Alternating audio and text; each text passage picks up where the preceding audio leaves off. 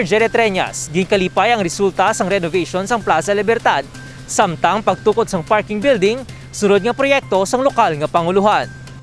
Ginapabugal ni Mayor Jerry Treñas ang resulta sang ginahimo nga renovation sa Plaza Libertad. Suno sa alkalde, madali na lang matapos ang proyekto kag tuma nakatahom ang plaza ilabi na kung kagabihon. Tinutuyo sang pagkaayo sa mga public place sa syudad sang Iloilo kaangay sang Plaza Libertad nga mapreserba ang katahom kag kasaysayan sang lugar. Ang Plaza Libertad, madali naman lang ni matapos, why lang ni na tapos ang pila ka phases kay may election ban kita. Pero kung magkadto ka mo di kung gabi masanag na kaayo, very safe and that will be very nice for our communities nga maglibot-libot dire. Especially kung mabalik na ang mga daan nga fountains kada ano ni may ara ni fountain do apat ni ka fountains ang aton ipa-restore para may water feature man ang aton Plaza Libertad.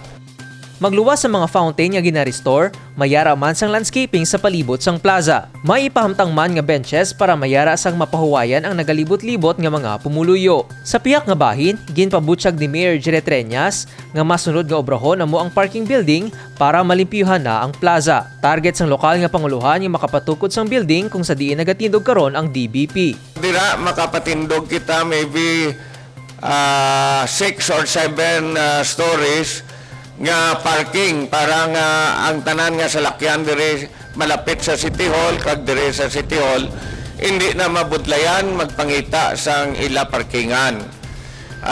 May fondo naman na nga gin-allocate ang DBP nga paulam sa aton nga long-term loan man para nga mapaobra na dira. And once makuha na naton daw matawhay na dire kita sa Plaza Libertad. May meeting ang alkalde upod sa DBP para istoryahan ang pag-arkila sang kapin 2,000 square meters nga duta sa diin ipatindog ang parking building. Michelangelo Sarate para sa Level Up Patrol. Ginaobra nga extension sa Iloilo City Hall makaakomodar sa mga dugang nga opisina suno kay Mayor Jerry Treñas. Ginkalipay ni Mayor Jerry Treñas ang maayo nga implementasyon sang 4-day work week sa Iloilo City Hall. Sa ginhiwat nga flag raising ceremony Lunes sang aga, gipabutyag sang alkalde nga magasigi-sigi ini tubtob magdubo ang presyo sang gasolina. Sa idalom sang bago nga schedule, Lunes tubtob Huwebes na lang ang trabaho, kag nag-umpisa alas 7 sa aga, kag nagatapos naman alas 6 sa gabi.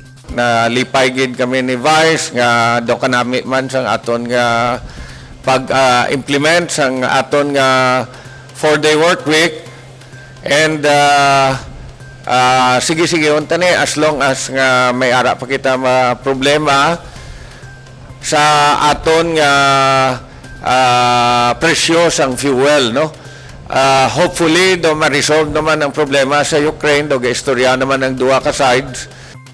Sa piyak nga bahin, dugang nga office space kag conference rooms. Inang tinutuyo sang ginaubra nga Iloilo City Hall extension. Suno kay Mayor Jerry Treñas, bangod may open space ang penthouse, ini ang ginaubra nga extension para maakomodar ang iban pa nga tratapan. Magaserbi man ini nga conference rooms kung mayara sang mga sinapol o kon meetings ang alkalde kag iban pa nga departamento.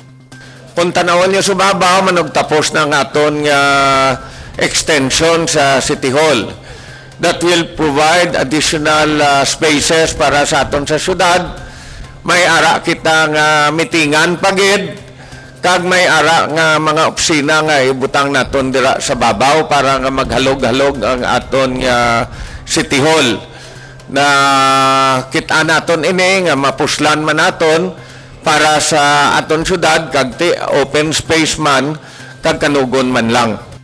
Ginalauman nga matapos ang City Hall extension sa masunod nga mga binulan. Kevin Patrick Casipe para sa Level Up Patrol.